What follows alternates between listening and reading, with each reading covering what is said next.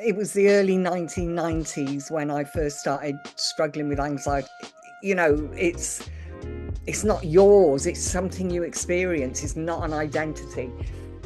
I am are the two most powerful words you can use. So when you say I am anxious, when you're saying that all the time, you're just reiterating that to your body, to your energy. Anxiety is not, it's a symptom. All this is making me feel, I feel more whole and the happiest I've ever felt. There's all these labels. So you're agoraphobic, I've got health anxiety, I've got this anxiety, I've got a fear of driving anxiety, but actually they're all anxiety.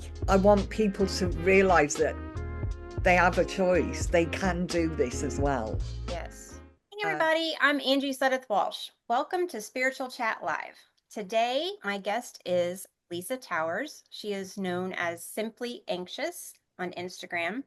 She has hundreds of thousands of followers. She is the author of two books, Simply Anxious, Notes on Anxiety Recovery, and Simply Anxious, The Little Book of Comfort. Both of these are available on her Instagram store as well as on Amazon.com. She is starting a workshop in March, which is a 30-day anxiety workshop where she helps you learn how to overcome your anxiety and how to work through it. So, welcome, Lisa. Hi. I nearly lost my voice then. Hello, everyone. Hi. Yeah. Thanks for having me. I am excited for you to be here. Mac and Holly are in our audience today. We welcome them. Um, so I want to get started with I've I've read this. This is like an amazing story of how I love how you lay out your story in the book because you really talk about the struggles you went through with your anxiety and the labeling. And I think anybody that goes through any kind of chronic illness, they they're stuck with those labels. And for you, it was the anxiety. For someone like with me with Lyme disease, you not only get that Lyme disease label, but you also get anxiety disorder. The panic attacks, which you had panic attacks too. But all the other things that go with that label are Mm. labeled with you as well, and you start to become that label. And then it's almost like you I don't know, you go through this thing where you're reciting those labels because you're so used to doing it. So you want to talk about that, and like you want to talk about like Yeah, struggles with that, how you were diagnosed and yeah. all of that. So it was the early 1990s when I first started struggling with anxiety. I had no idea what anxiety was. Um, Not until I got my diagnosis, but my first experience, I can remember it like yesterday when I just thought I was losing my mind. I thought actually this is what happens when you lose your sanity.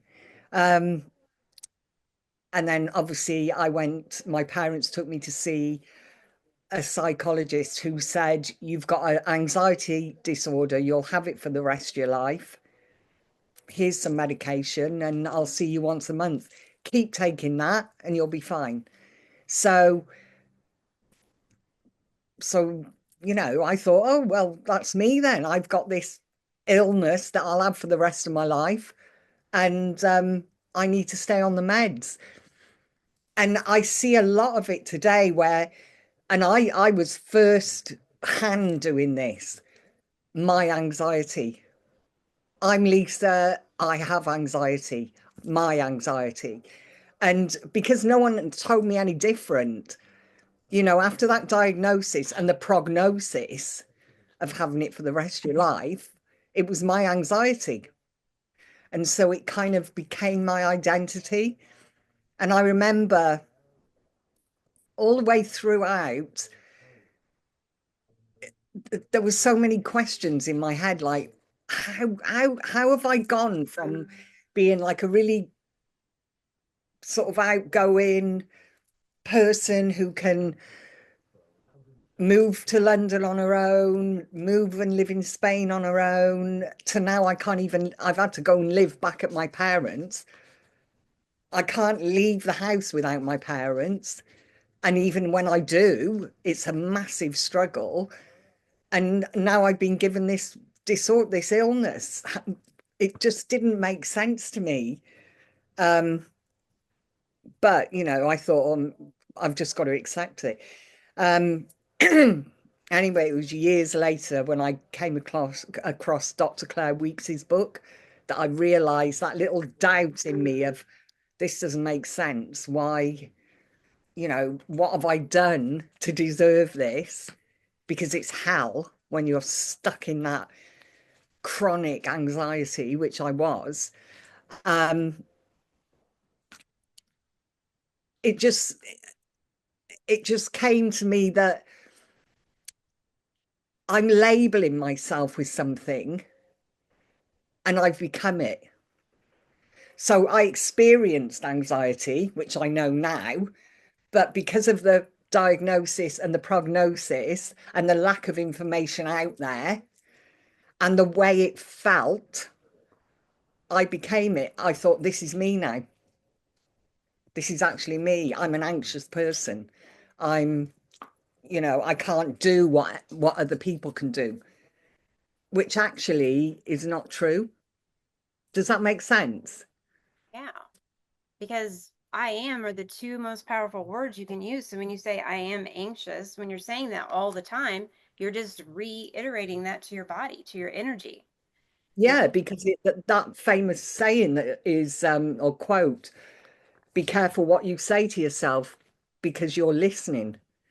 So yes, I was listening to being an anxious person. And yes, at the time I'd experienced anxiety because I'd been through something really traumatic, but that was never addressed. At the initial, they never asked me about what I've been doing. It was basically, this is what you've got now. And so it became my identity. And I actually see it a lot today. Even like on my boot camps that I run, I say the first thing is we've got to stop saying my anxiety because, it's not yours. It's something you experience. It's not an identity. So obviously I didn't just come across that like through Dr. Claire Weekes's teachings, that kind of made me realize that this is something you experience and that you can recover. That was the first time in 15 years. So I had like 15 years of labeling myself an anxious person now under my belt before I came across Dr. Weekes's book. Um, so it's not, unfortunately, it's not as simple as, okay, so I know now that it's not my anxiety and that you've got all these neuro pathways and stories attached to anxiety by that, like 15 years of it. I had a load of them. So it takes time to unravel that and to renew, to rewrite, to rewire. But yeah, I think with labeling, we don't actually realize how detrimental it can be to our well-being. Because, like you said, if we identify with something, we can become it. when I think that people identify with the labels because many go without a diagnosis for so long that when they receive a diagnosis, they grasp onto it because everything has felt so out of control for so long and they feel so relieved to have like a name, to put a name on something. So they like grasp onto it and they're like, oh my gosh, I have a name for it. I can actually feel like I'm not crazy. I'm not crazy. There is something wrong. But Yeah. then then they're holding on to that label too tightly. And instead of like saying, okay, like how can I effectively treat this? How can I overcome this? Because anxiety is not, it's a symptom. And that's, I like, because you said this when we were talking on our Zoom a couple weeks ago. You said anxiety is not who you are, it's something you experience. And I love that. Like you should put that on a shirt because it is. Everything, anxiety, everything is a symptom. It's just something that you have to resolve and you have to find a constructive way to It, resolve it. I think for me, it was, I was, you can imagine after 15 years of believing I had this illness, finding that anxiety is an emotion. Um, but it's a symptom, and it's something that everybody has. Disordered anxiety, so chronic anxiety, the symptoms, which are the heart racing, the thinking you're going mad, thinking you're going to die, the agoraphobia, the fear, the avoidance behavior, all that is about trying to avoid how you feel. That is the symptom of disordered anxiety. And disordered anxiety is actually, I believe, and it was for me, the thinking. So it was my thinking about anxiety as an illness, as something I needed to avoid, as something that could hurt me. So because I feared it, my body did what it can only do with fear, and that's produce more anxiety. Because anxiety, on paper, anxiety gets our awareness up, makes us alert, and gets us out of way of harm. But when the threat is your thoughts, and you know what we're like with thoughts, sitting them, the threat never passes. So the adrenaline keeps getting pumped out, the symptoms get more intense, and we end up in this anxious cycle. And I think we grab onto that as my anxiety and that as an identity because of the lack of education around this. Although now, wow, it's so much more better now. But back then, you were basically ready for the institution. You were medicalized. No, is it not medicalized? What's it called? You're medicated, and that's it. There's something wrong with you. Yeah. It's not, there isn't as much depth goes into what's happened in your past, and then it's only in my 50s did I learn about the nervous system.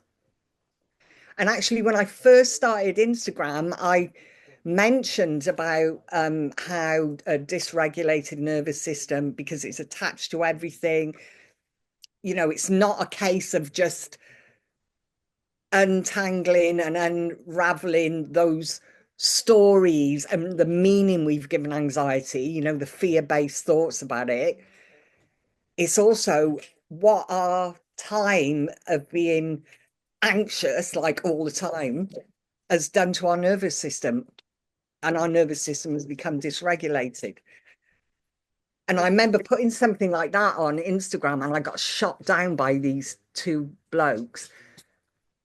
That's a load of rubbish. The vagus nerve is a load of rubbish. The gut is not linked to the brain. Oh, And I'm oh my thinking, gosh. The vagus nerve is so important. well, yeah. And now, what are we looking at? 5 years on, and yeah, not everyone's caught up, because I wasn't the lead in this. There were other people talking about it. I wasn't lead by any means, but I just happened to come across these two guys who, yeah, shot me down because of that. Everyone thinks of just like the central nervous system, but you have the parasympathetic nervous system, the sympathetic nervous system. Like you have in the parasympathetic and the sympathetic will get flipped. They'll be doing the opposite of what they're supposed to be doing because like when you're experiencing anxiety, which is the cause of like your adrenal glands being blown, your cortisol's through the roof, then you have no cortisol. You're in that permanent fight or flight. Thing And is, there's like those stress hormones were only meant to experience them or feel them in short bouts, when there is a threat, or if we are a little bit nervous about going somewhere, or when we wake up in the morning, the cortisol levels go up to wake us up. But in today's world, without any trauma, which I don't think many people exist who have not experienced trauma. I'm not on about big trauma, because there is no, oh, that trauma is worse than that trauma. Trauma is trauma. exactly. Um, we're flooded with these stress hormones more than we should be. And it's society, I think, and the amount of stimuli and I always say on my page, we need time and space in order to heal. But time and space is really bloody hard to get hold of in today's world, let's be honest. Yeah, well, you have to make it, and you have to go through the learning process of learning self-care, because when we were growing up, you were taught you put your family first, you put everybody else before you. Now Yeah, you had to learn that if you didn't put yourself first, you couldn't take care of everything else. It's not selfish to put yourself first, it's necessary. yeah, but we were never told that. And No. another part of my healing that I really struggled with, this is not about anxiety recovery. This is about the self-esteem and blah blah blah, is that love yourself. Yes. I can't look in a mirror like some exercises and say, love, I love you. To me, that is so alien. So I've kind of tweaked my self-love to, I want the best for me because I can stomach that. It feels more natural for me to say, I want the best for me now. I respect myself rather than I love me because I just, Okay.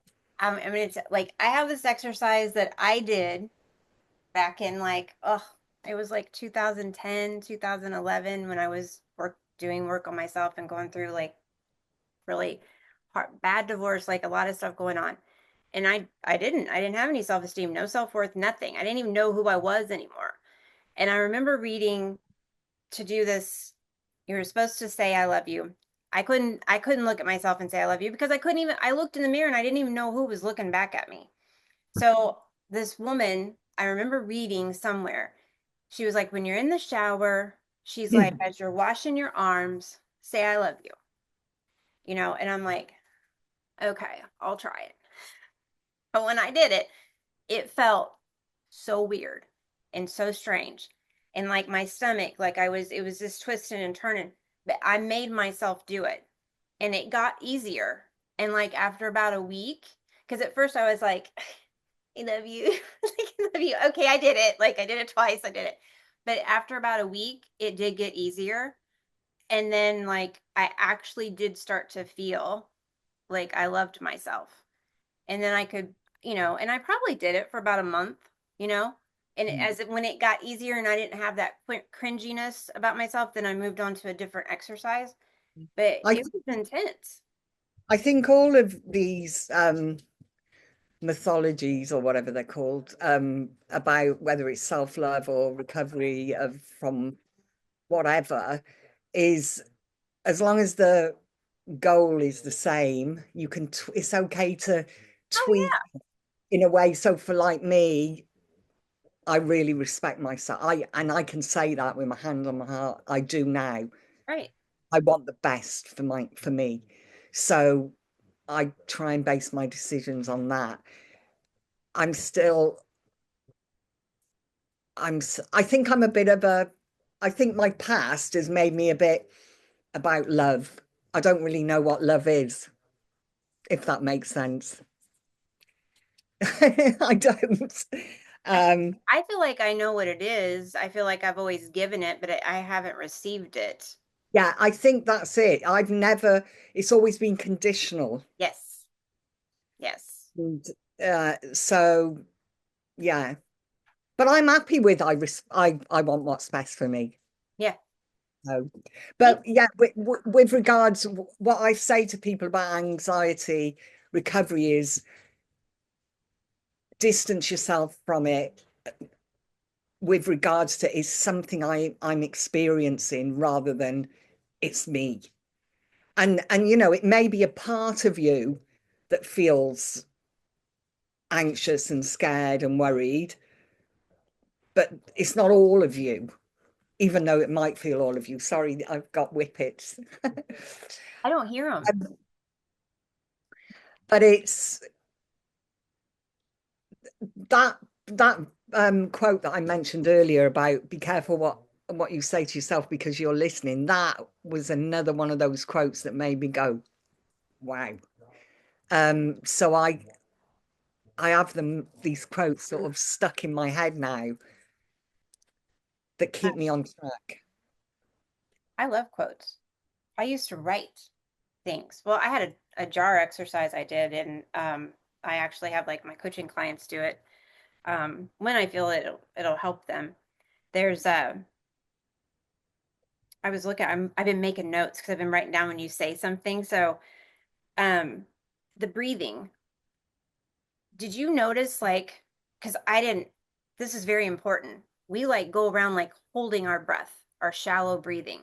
It's Yeah. so important to like do regular like deep breathing because I didn't even notice I would do even when I was talking and stuff, I would be like holding my breath. And I think I was holding my breath for years, literally like years upon years upon years. I wasn't breathing correctly.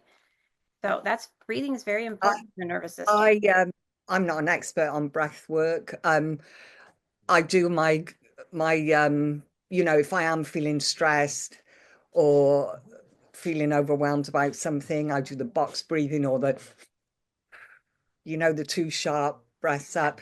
But there's a couple of people I know, you might want to have a call with one of them, one of these lives, who are experts on breath work.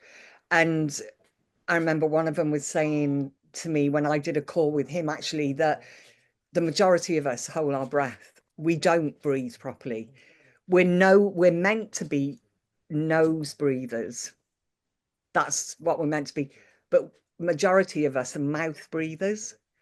And I don't know the scientific part behind it, but he will be able to tell you. I think you'd really relate to him. There's something up the nose that makes that air more beneficial to us than breathing through our mouths. Our mouths are meant to be for eating, and I never knew that.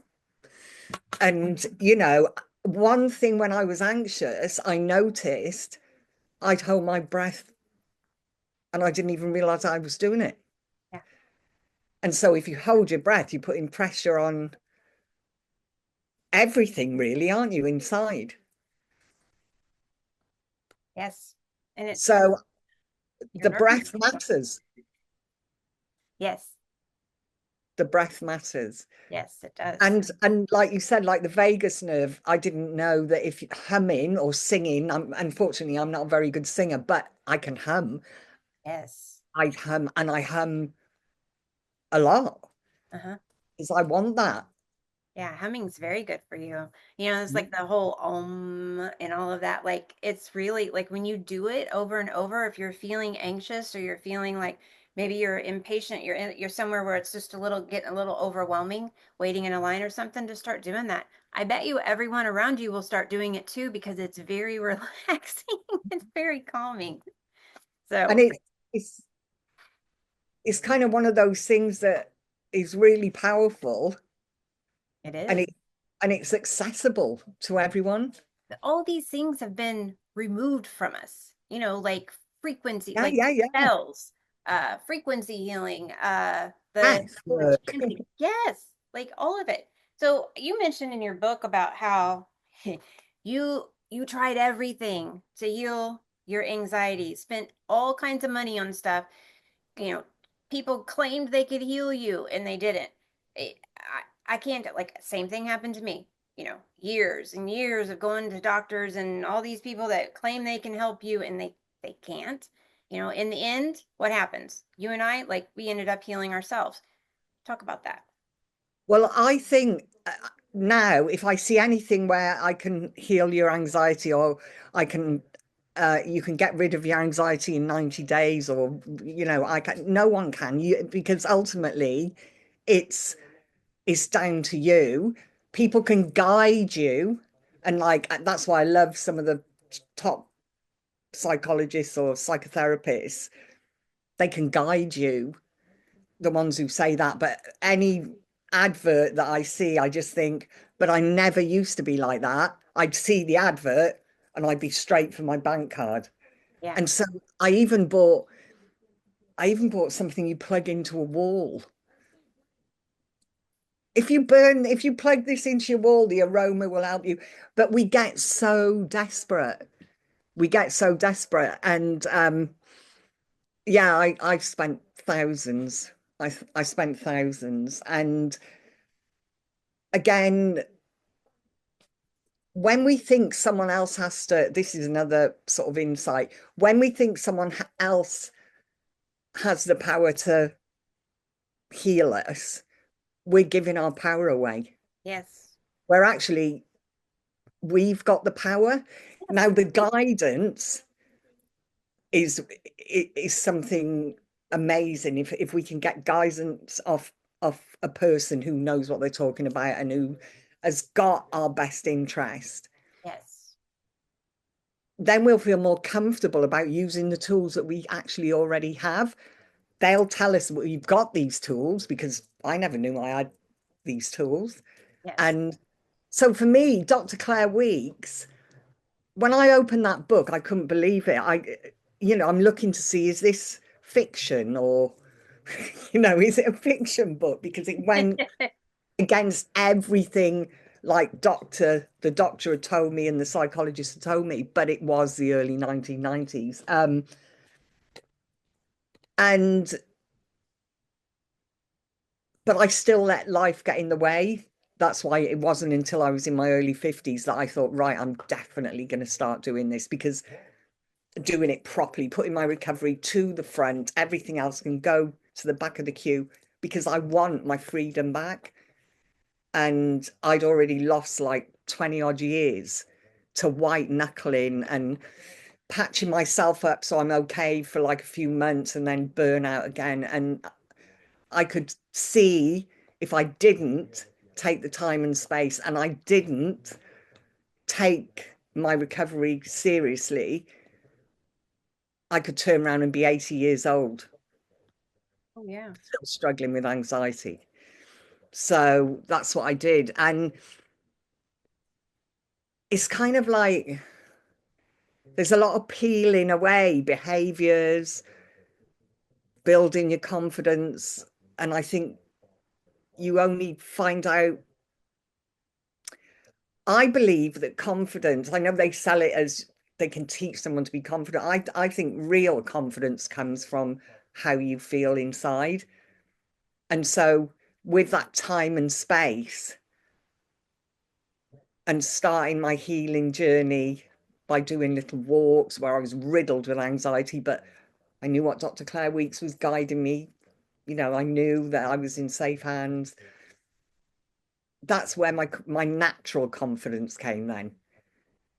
And it wasn't like I was buying something to make me more confident. It was me Yeah. in Your this. confidence, you get your confidence back by doing that inner soul work. By And what aligns to you as well. Yes. Yeah. So you Being true to release yourself. those trapped emotions that are connected to and caused by the trauma. Then that you start taking your power back. You start setting boundaries. You start saying no without explanation. You stop people pleasing. You start what else? And then your I don't confidence starts, you know, Yes. You you start, and yeah. yeah, and people don't realize like, and I used to do this too, over explaining. Or like when someone just asks you a question and you like throw up a whole 4-page story on them, that's trauma. I That used to go up to people and say, I'm sorry, before I'd even ask them. Yes, saying I'm sorry all the time. Because when you're in like when you've grown up or you've been in a relationship where it's always your fault, you it's just a you're constantly saying I'm sorry, I'm sorry, I'm sorry. So like that's yeah, Yeah. to learn not to say I'm Yeah. sorry unless you truly did something wrong. And it's so hard. It's so hard.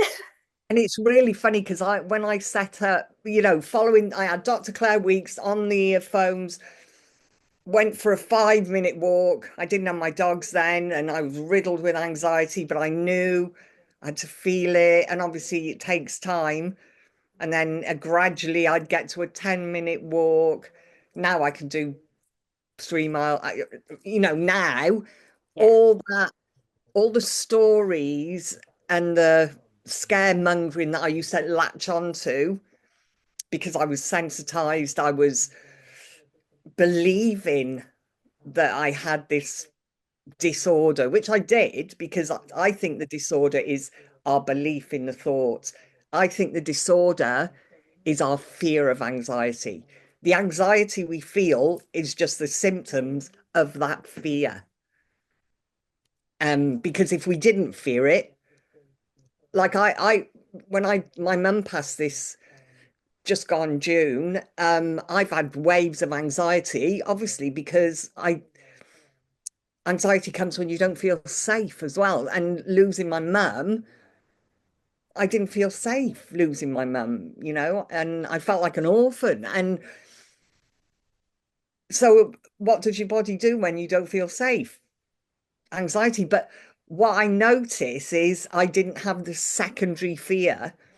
And Dr. Claire Weeks talks about that as well. And what the secondary fear is, oh my God, it's come back.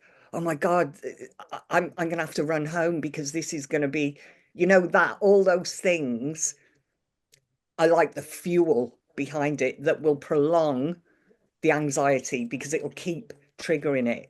Whereas when I had the waves when mum passed and a few times after, the realization, grief, I felt the anxiety, and yeah, it felt not pleasant, not nice, not pleasant at all, but it was like a wave. It came and then it went because I wasn't adding to it.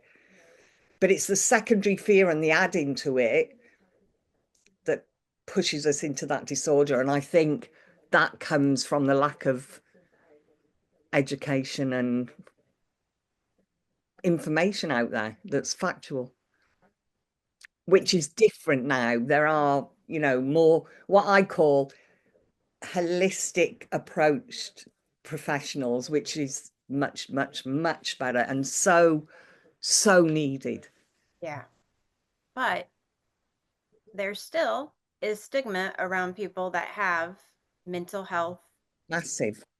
So, you know, but I mean, it seems like more and more people are experiencing mental health labels. I think I there's think like a spiritual. even with anxiety,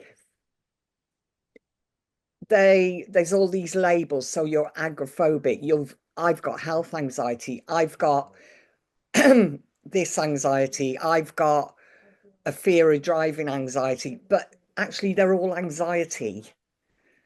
And they're all, it's the same anxiety. It's just the theme or the trigger that's different.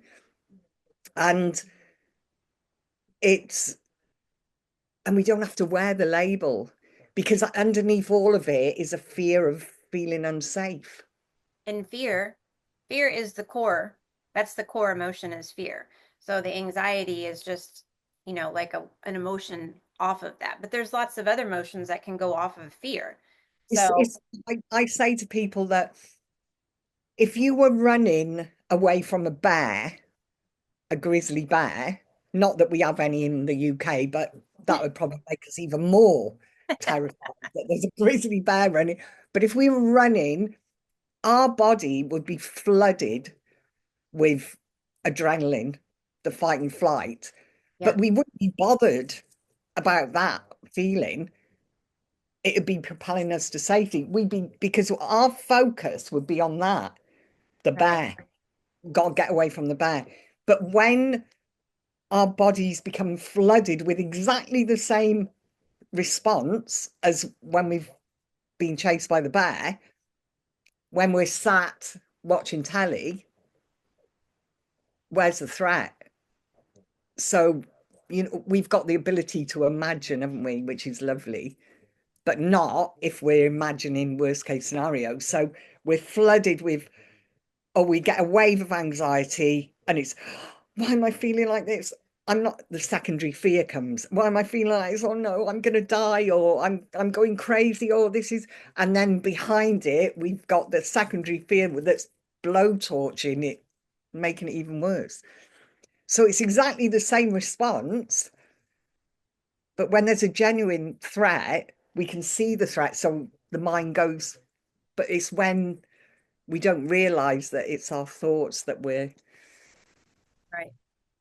that's triggering it. And I know it's not always as easy as that. And I know there's information as well that the body keeps score. So the body stores trauma and fear.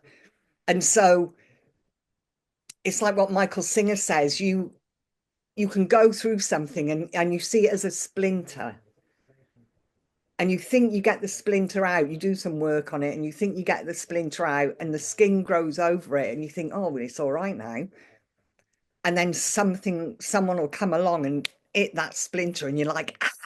He said that is exactly the same as trauma.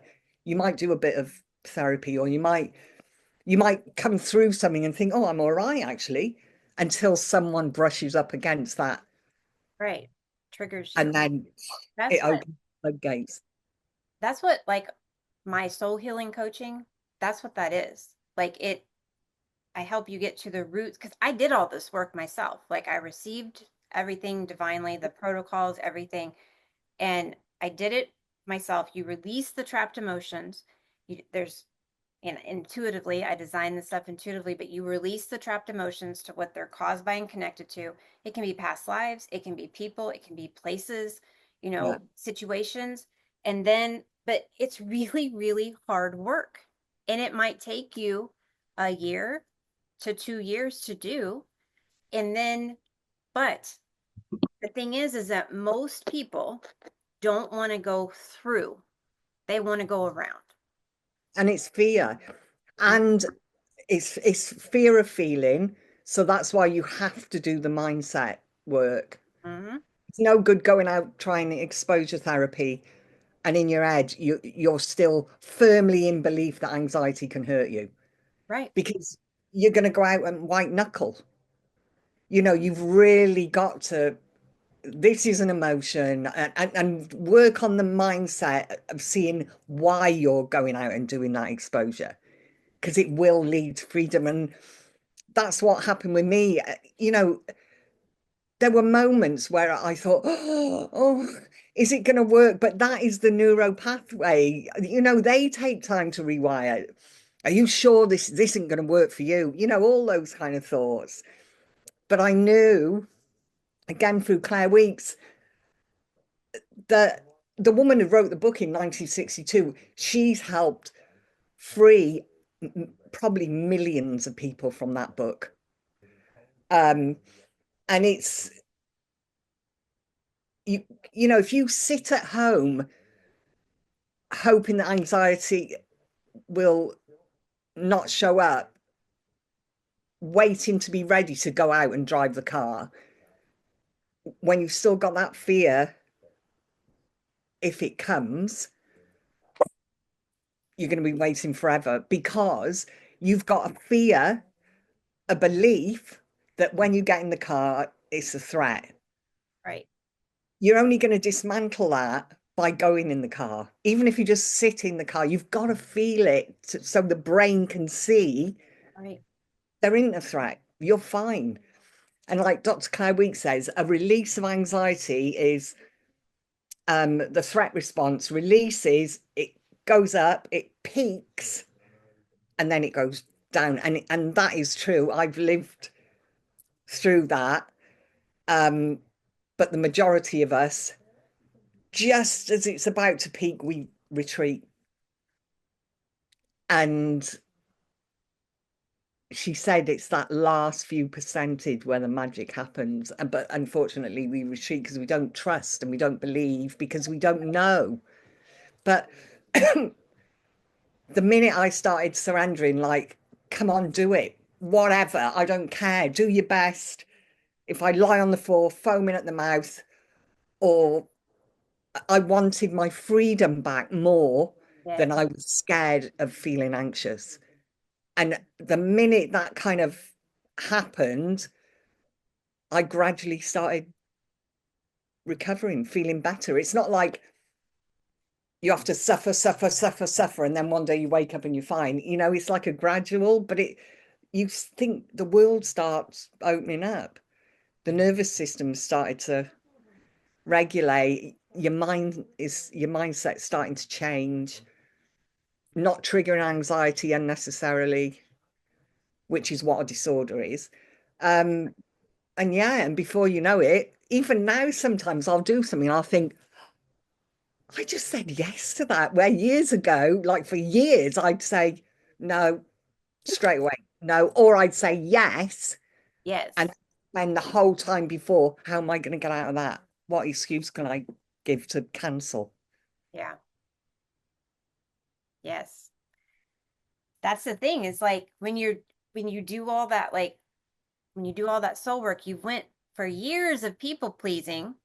So then you have to learn to say no without over explaining. You got to pretend like you're talking to some big CEO that only wants to hear like a short sentence. And when you say no, that guilt. Yes.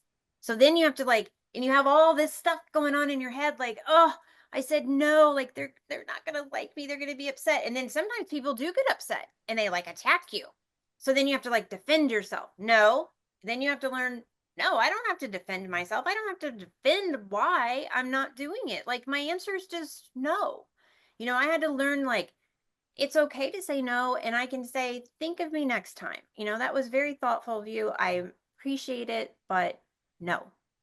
And And then isn't it okay but then to you say, get so good at saying no, you have to learn to say yes. And you have to learn to say yes to the things that you would really like to do. And therein lies that thing too of like yeah. feeling guilt, and like it's like a whole freaking process because you're Well, learning your whole life basically.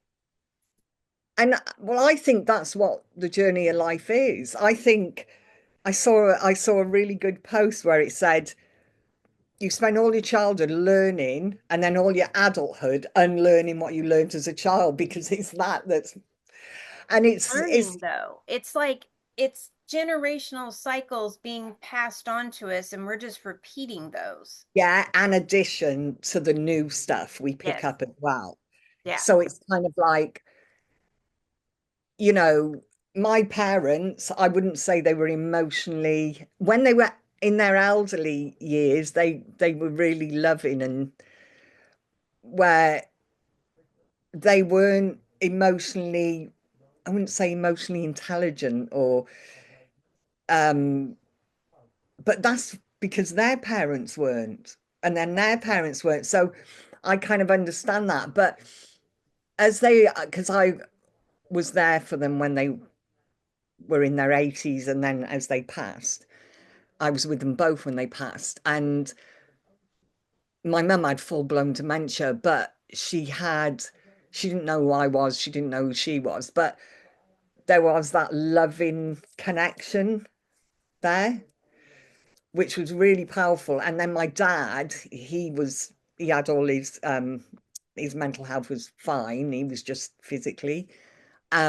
He was so loving at in his last few years. And it's like he kind of lost all his lost all the armor that he had that to protect himself. Yeah. And it was really, really nice. And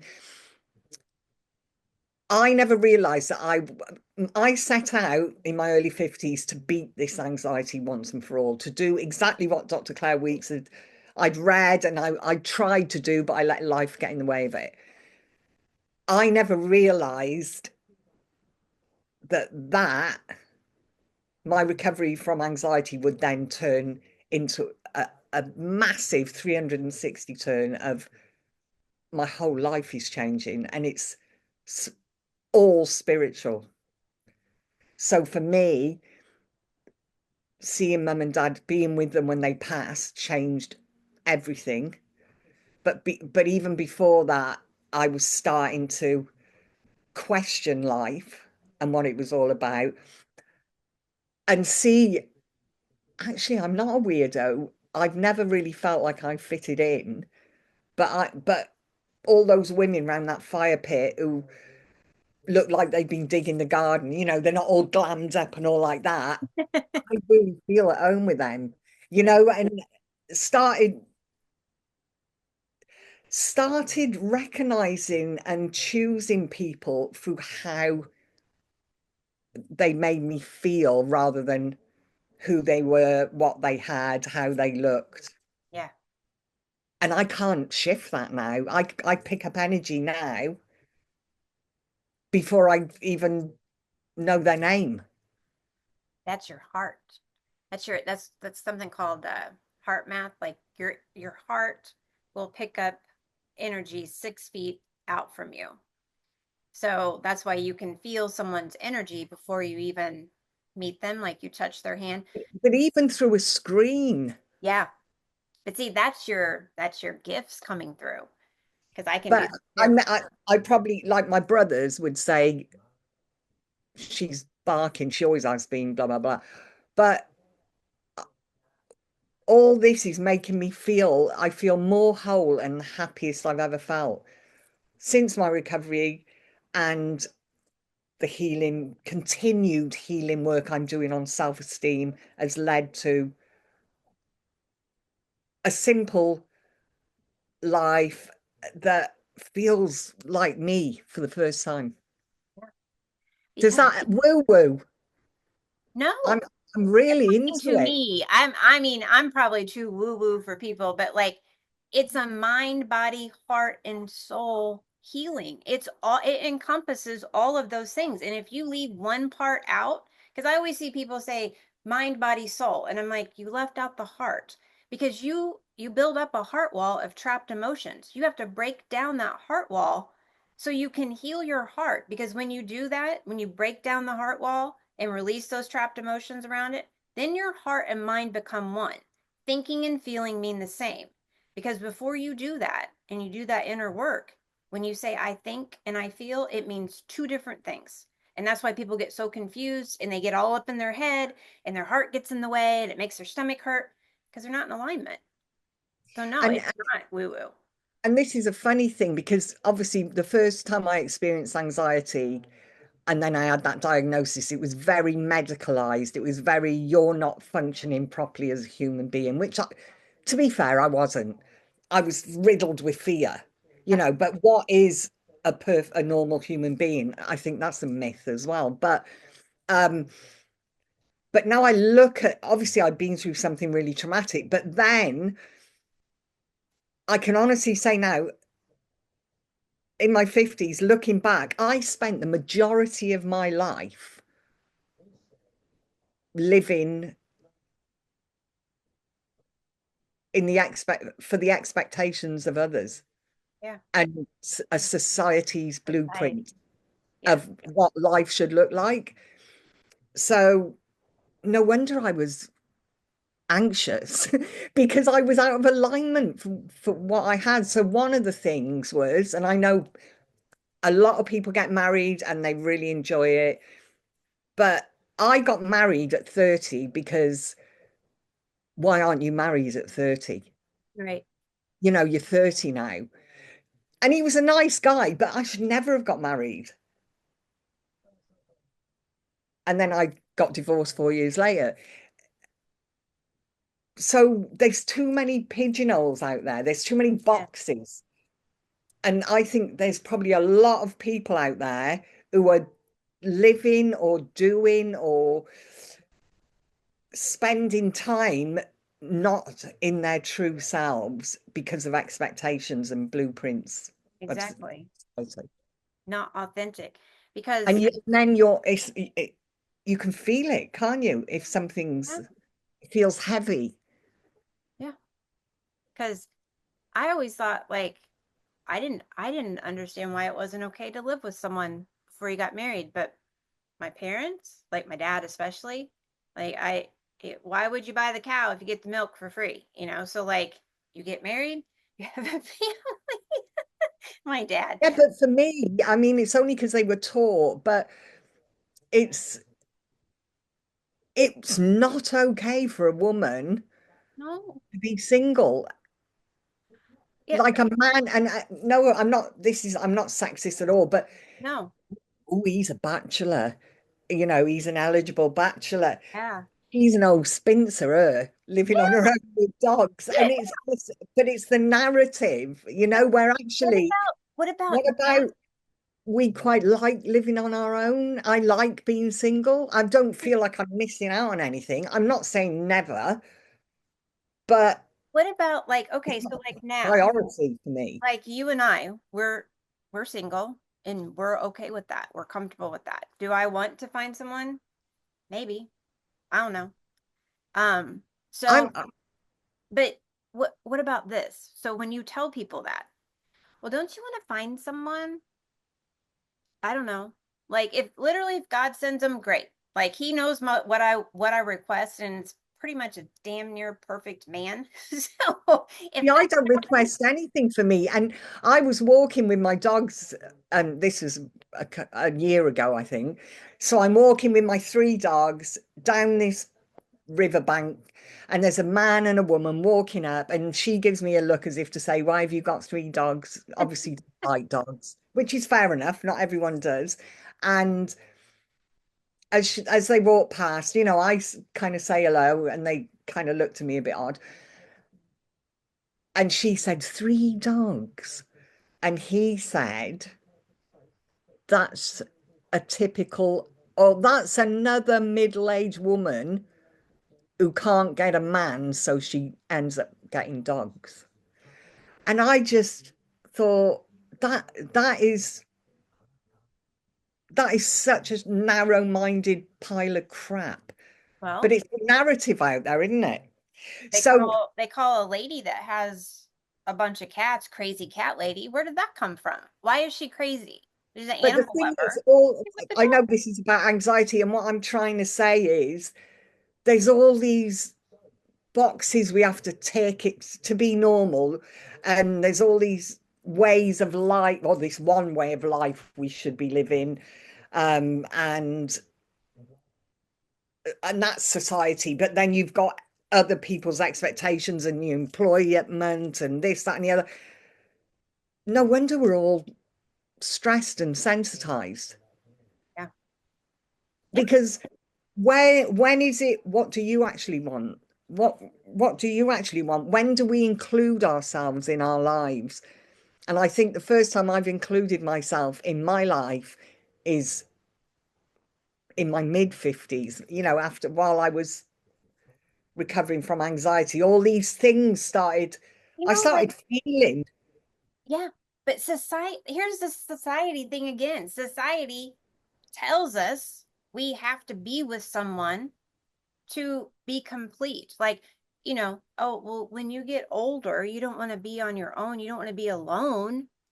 What's wrong with being But at alone? the end of I the like day, being can alone. I be honest? My mum and dad were married Yeah. together. My mum didn't know who my dad was. My mum, when they both went in the care home, my mum wouldn't let my dad go near her because she didn't know who he was. So, and you're on your own when you go. Yeah. Well, no, not really. I know I hate saying that, but you are. And Uh, I'd rather no, be, you're not. I'd rather be around people I'm aligned with, however that looks, whether that is a husband or whether it's a wife or whether it's whippets. I'm aligned to my dogs. Why does it have to look a certain way? And going back to loving yourself, I worked hard to recover from my anxiety, which I hate that word, sorry, but it had become my anxiety. I lost all my 30s and all my 40s to anxiety. And so I'm kind of a little bit, I want what's best for me now. And unless I get that energy, then no, it's not unless I get that energy. I go with how things make me feel now. And that's not a selfish thing to do. It's just I don't want anything to, it doesn't make me sound selfish, but I just don't want anything heavy around me. I don't want unnecessary drama around me. Staying And in peace. Staying in peace. That's what it is. yeah, and I feel like I've lost my way now in what I'm trying to say, because I feel like, see, that's my thought saying, oh, you sound like it's all about you now. But I think when you have lost and been through something, it's okay to say, well, actually, I want what's best for me. And the way I'm living now feels pretty like it's the best thing for me at the moment. Like I said, I'd never say never. Right. So the expectations are no, they're not there. Well, I don't know. Well, we're on Spiritual Chat Live. So I have to tell you that you said when you go, like when you go home, you go alone. You don't go alone. You have you have your family and you have Yeah. like your other spirit like spirit guides and other spirits there that are there to take you home. So yeah, you don't go alone. And it's funny because um obviously I'd not my dad passed in 2020. I found that hard, but mum was still around. So I think um me being there for mum kind of, it didn't stop me grieving him, but the grief then when mum passed, I thought it'd be easier because I'd been with her through the bedridden 3 years of her bedridden, and I wasn't prepared for that. But wow, it really does make you look at the whole life thing completely different. Well, it has me, Yeah. and I feel them around me. Oh yeah. They let you know that they're around. Mm. You know, you may have smells, you may see things, or even like in nature, when you're out in nature, maybe you see like a butterfly or a certain bird or smells out in nature, or even you could be watching a show or reading a book or see something on the computer that is, you know, it brings up a memory of them. That's them letting you know that they're around. And if they were mischievous or like to play jokes, they might hide your keys or do, you know, do other little things. I can't see them doing that. But yeah, it's so the recovery from anxiety has led me to where I am now, which is, yeah, all about connection and feeling. I feel so drawn to nature. I'm in there every day. Um, Obviously the relationship with my dogs, they teach me how to live in the now. So it's an ongoing journey that I don't want to end. You know, I want to continue learning, and the anxiety seems like a million miles away now. The struggles I had with it. I love looking at your stories on Instagram because you're always showing your walks with your dogs and like you have I don't know where you go walk, but that like with all and it's wintertime now, but like the paths that you walk on with the stream and then there's, you know, like ducks and there's different, I mean, and I swear, like you've got to take some pictures because I'm positive that there's some ley lines in some of the places that you're I walking. don't even know what ley lines are, I but have to tell you because like I learned from Rachel Vaughn about the ley lines. They're the like the energy chakras or lines of the world, and they've been used for by the evil people of the world. They've been used for bad ways, but we're trying to heal them so they can be used for good because it's in there's like dragon ley line. So I'll have to show you pictures of where the ley that lines takes are both. because it was hard. Like I try to stop your video because I'm like, oh, I'm positive there's one there, and sometimes I can see one, but it won't let me like screenshot. So yeah, I'll take some photos. But the energy and the healing for my recovery, obviously I had Dr. Claire Weeks, but it was walking and then being in nature. And even now, I mean, I would say that nature was a massive tool for me, for my recovery. nature is And very grounding. Plus, it oh, resets your nervous system, the negative ions out. You know, absolutely. yeah. So it's it's been a journey, and it turned out it came from something really medicalized to something that's completely not Yeah. a journey. So tell us about this workshop you've got coming up in March. It's just a boot camp that I ran. I call it the boot camp. I don't know why I call it that, but I suppose it's because it's for 30 days. And I know how hard it is to try and get the motivation or the courage to face your fears or to move forward in your recovery. So I just wanted to share with people what I did, but in a group environment, because I do know that we bounce off each other, and also sharing will help people feel less alone. And the examples I've had, because I've been running them for about 2 years now. Last year I only did one because my mum passed, and I took the whole rest of the year off to grieve because I wanted to do that properly. And not only do they make friends, but the validation you get, so all the things, the shame and the stigma, the shame that the stigma causes of, God, I'm going mad, I'm gonna have to mask this, what's wrong with me, I'm not like everyone else.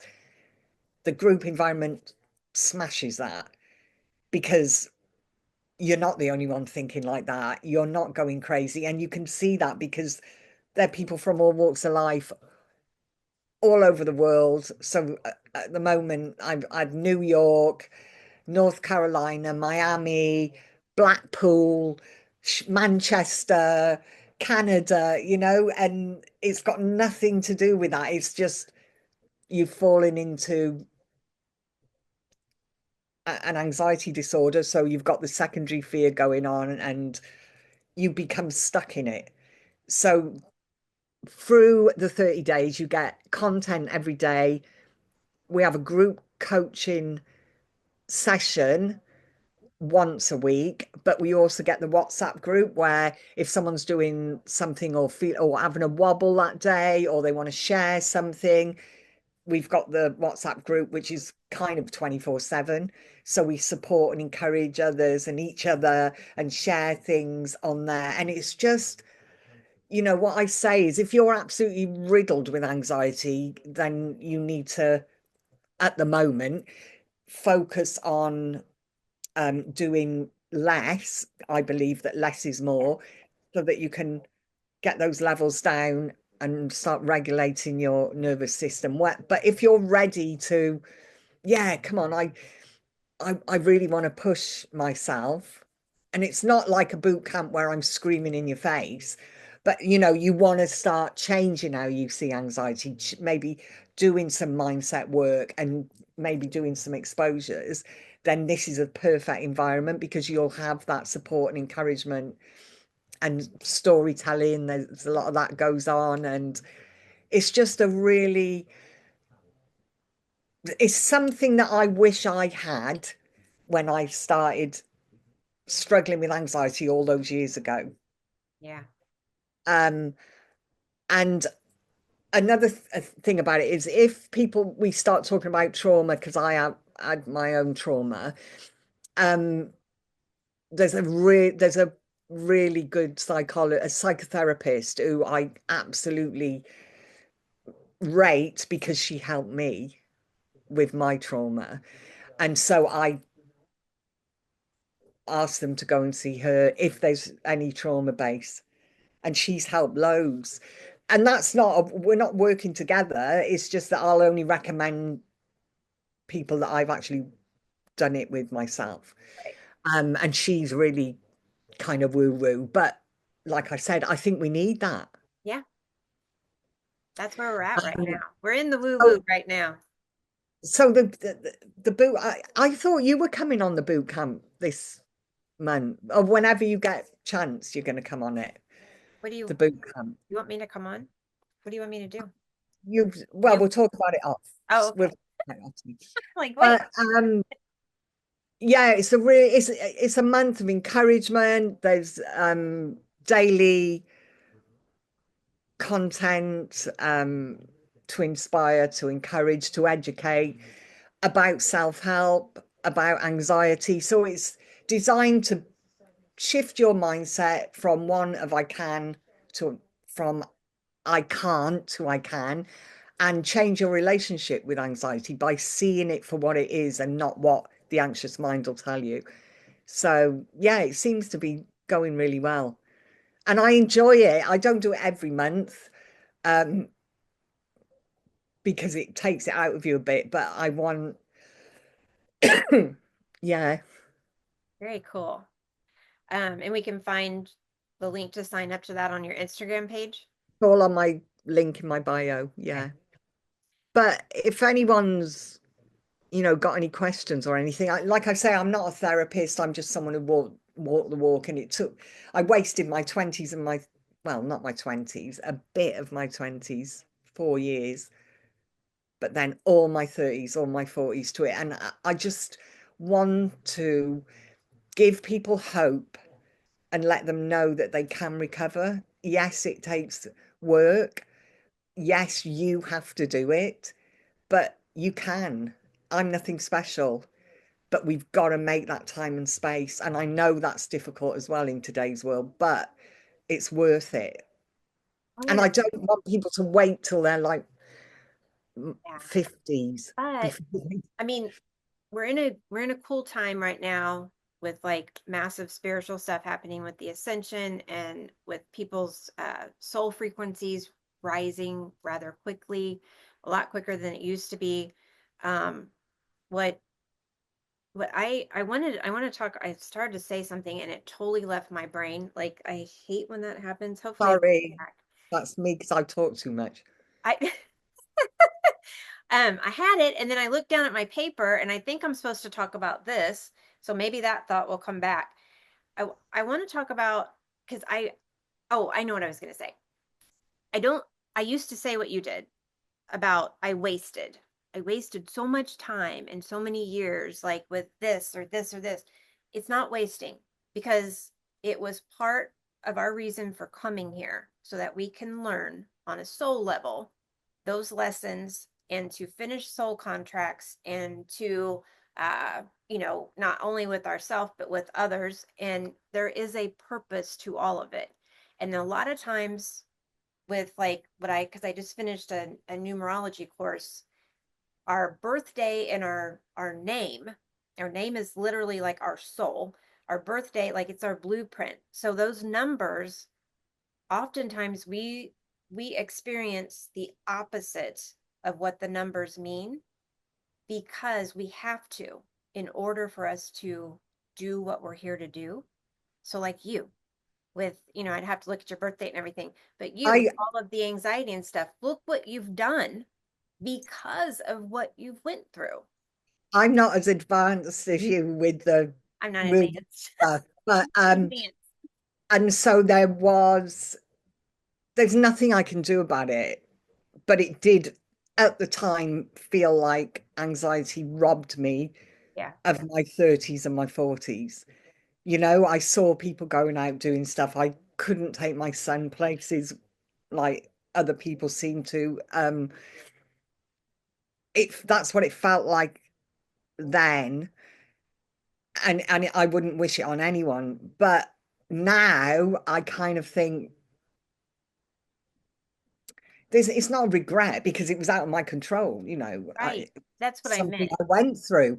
It was But out of your I'm control. really Like, glad that I'm in the position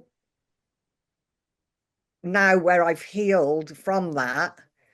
And I'm obviously still healing through my self-esteem and stuff, but I can share a bit of hope and inspiration. And I always said that at the beginning. If I ever recover from this, I'm going to make sure that I share. So even if it helps one person, it'll be worth it because that's how horrendous it was.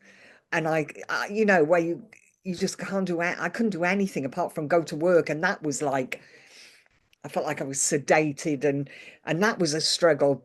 And I don't wish that on anyone. So I thought, even if it helps one person not have to prolong their experience of chronic anxiety, it's worth it. It's worth sharing.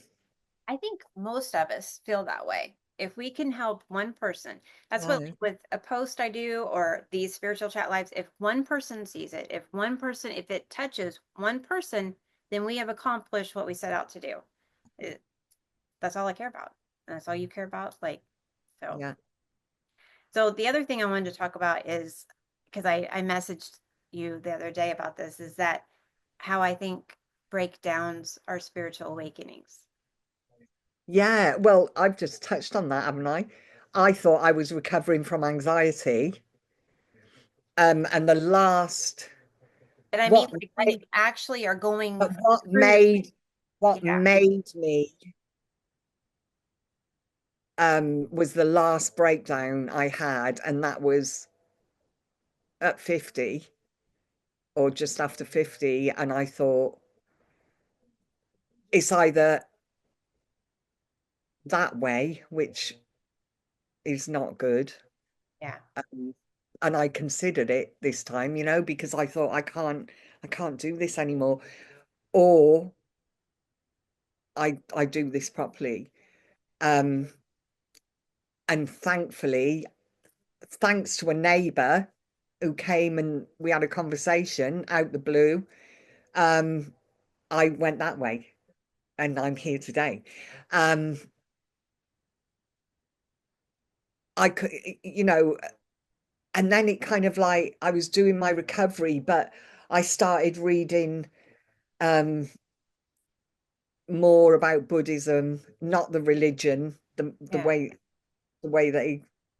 they see the world and their minds, right, and more spiritually.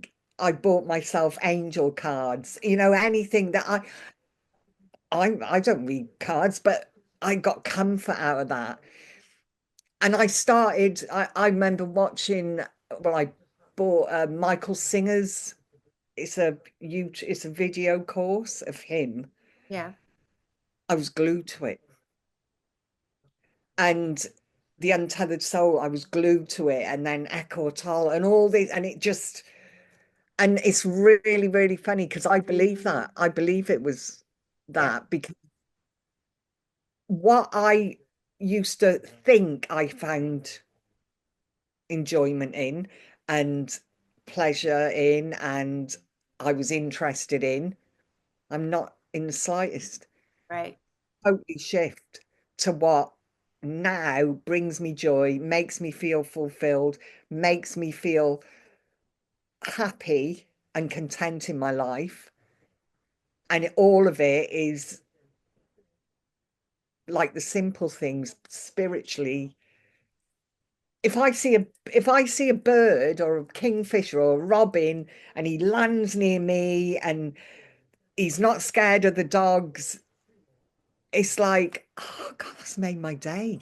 yeah, You know, yeah, that's just an example. But this, I know what fills me up now, and yeah.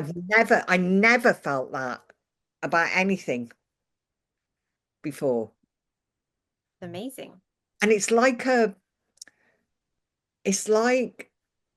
fulfillment. You get days where you're fed up or you're bored or you're tired, Yeah, but it's not something that goes, like in the old me was I might buy a handbag. Oh, look at this, it's great. And then a month later, I don't care about that. It's not like that. That's all gone. yeah. And I don't know why. Because the the superficial stuff of that that you were in, that realm, whatever you want to call it, that the materialistic, all of that stuff, it's gone. It's just it's not there. You it's not that you don't, I mean, sometimes you might want to buy yourself something or whatever, but you have to truly, truly need it. It's not, the materialistic stuff just goes away. You just don't care. You Mm. like you don't care about what kind of car you And drive I've or lost. what, it just doesn't matter.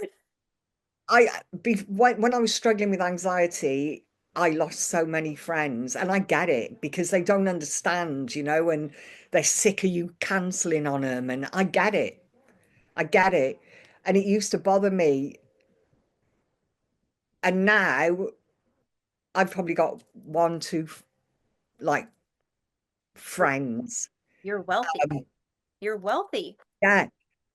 And I'm okay with that because I think we're all on our journey, Yeah.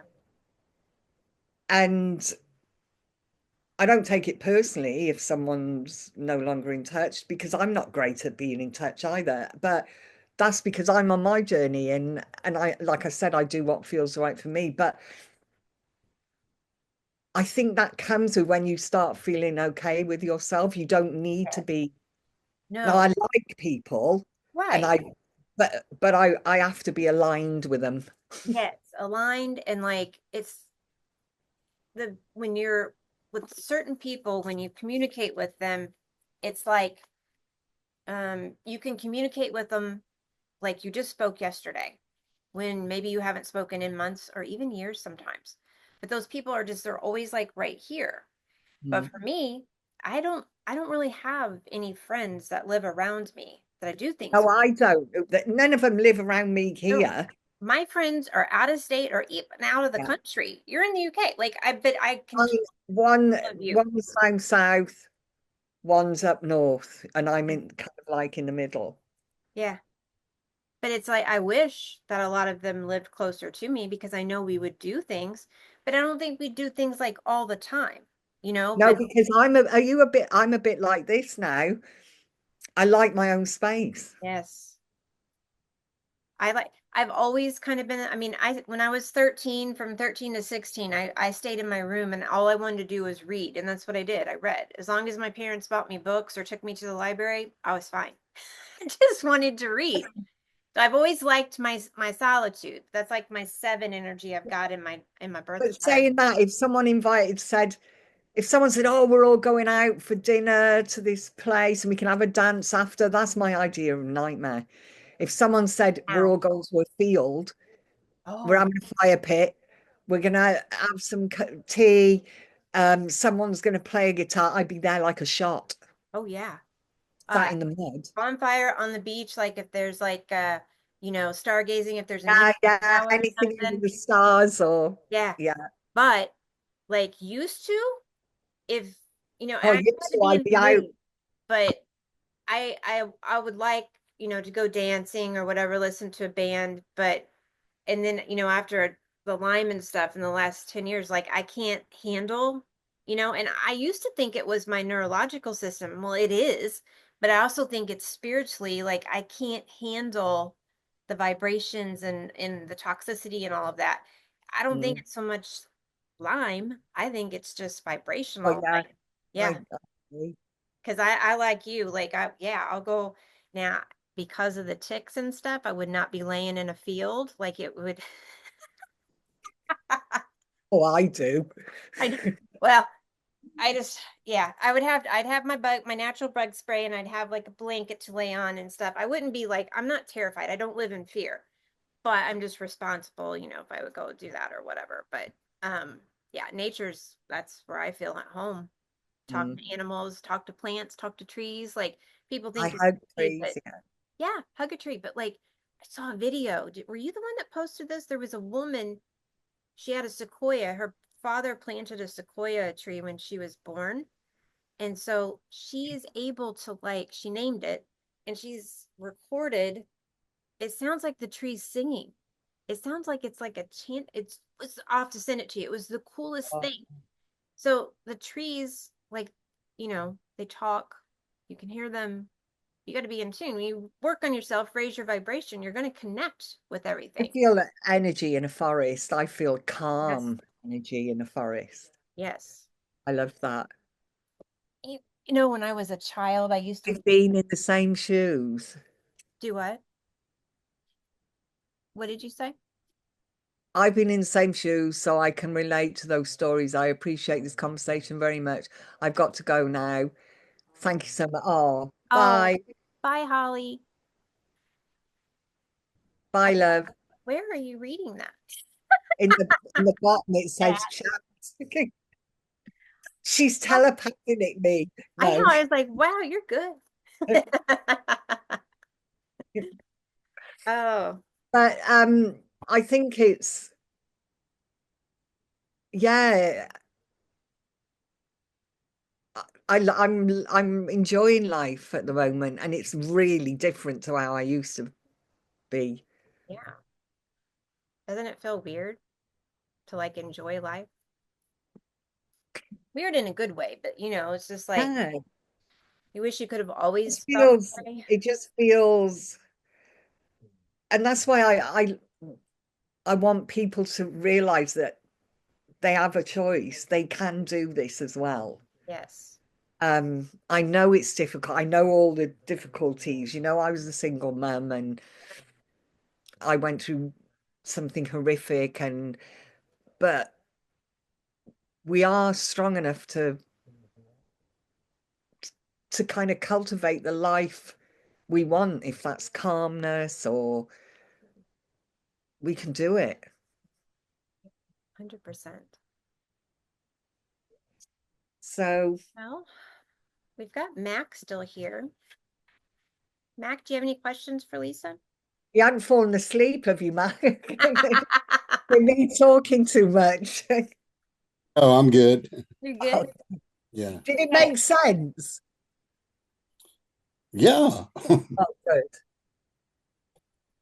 I Are met Mac. you woo-woo as well? Yes. Good, I'm glad. Very much so. It's the only way to be, isn't it? And I really, you said something earlier that they've hidden all that from us.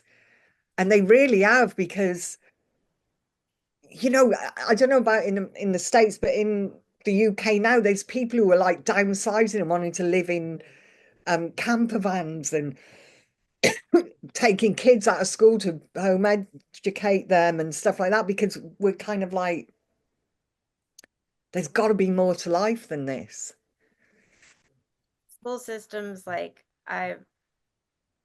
all of that. Like I know a lot of people that homeschool now. When my kids were younger, I would have homeschooled them, but I could not find anyone that was homeschooling. Everybody thought that was so weird, and Well, no, yeah, everyone would say they homeschool weirdos. No, yeah, that's what you're a weirdo if you did Yeah. that. And I was like, I really think it's a good idea, but like I didn't want my kids to be isolated.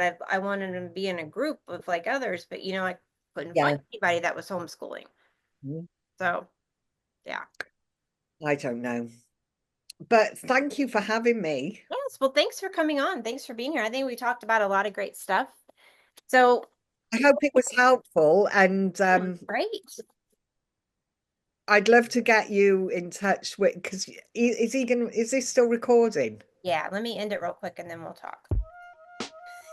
So you can find Lisa on Instagram as Simply Anxious, and her books, Simply Anxious Notes on Anxiety Recovery and Simply Anxious, The Little Book of Comfort, are available on her Instagram store as well as on Amazon. And be sure to like, share, and subscribe. And I'll be having another Spiritual Live on February 22nd, 23rd for all my Australian friends with Natasha, who's Self-Healing Alchemy. She's going to be talking about human stories, which is going to be really fascinating. Take care, everybody. See you next time.